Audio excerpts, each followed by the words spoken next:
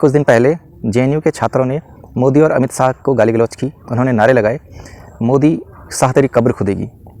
मोदी और अमित शाह दोनों हमारे देश के चुने हुए प्रतिनिधि हैं, वो प्रधानमंत्री और गृह मंत्री हैं। उनका कार्य देश की कानून व्यवस्था को बनाए रखना है।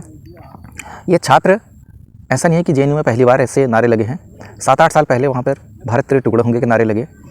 इन छात्रों को कोई समझाने वाला नहीं है।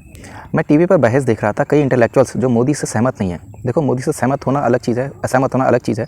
हर किसी के पास अधिकार है कि मैं मोदी सरकार से सहमत भी हो सकता हूँ, मैं उनकी नीतियों से असहमत भी हो सकता हूँ। ये मेरी व्यक्ति की आज़ादी है।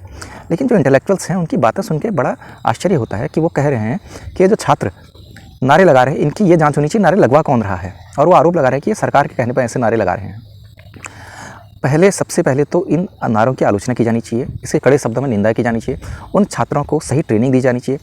ये बात हमारे इंटेलेक्चुअल्स को कहना चाहिए कि ये जो छात्र भारत तेरे टुकड़ा होंगे कह रहे हैं, जो मोदी तेरी कब्र खुदेगी कह रहे हैं, जो नीम का पत्ता कड़वा है नरेंद्र मोदी आगे समझ लीजिए आप कह रहे हैं, उनको वंदे मातरम गीत का गायन करना चाहिए, उन्हें राष्ट्रगान का गायन करना चाहिए, उन्हें हमारे देशभक्ति गीत का गायन करना चाहिए, उन्हें हमारे जो महापुरुष हैं, हमारे राजनीतिक महापुरुष हैं, जैसे बाबा साहब अम्बेडकर हैं, गांधी हैं, नेहरू हैं, पटेल हैं, शास्त्री हैं, सावरकर हैं, चंद्रशेखर आज़ाद, भगत सिंह, इन सब की जीवनी पढ़नी चाहिए।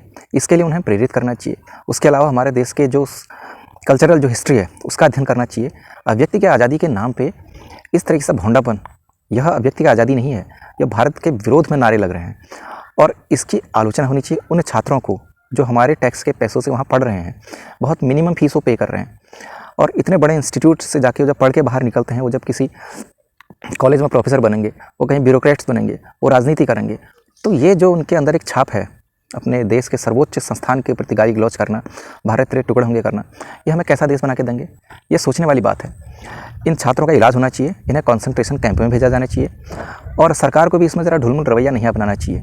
मुझे ऐसा लगता है कि सरकार कई बार आलोचनाओं के डर से स्ट्रिक्ट कदम यानी सख्त कदम उठाने से घबरा रही है। छात्र ऐसे बदतमीजी कर रहे हैं, उनके माता पिता ने उन्हें स्कूल कॉलेज में पढ़ने के लिए भेजा है, उन्हें ऐसे बदतमीजी करने के लिए नहीं भेजा है। तो आपके इस बारे में क्या विचार हैं, कमेंट करके ज़रूर बताइएगा। Thank you.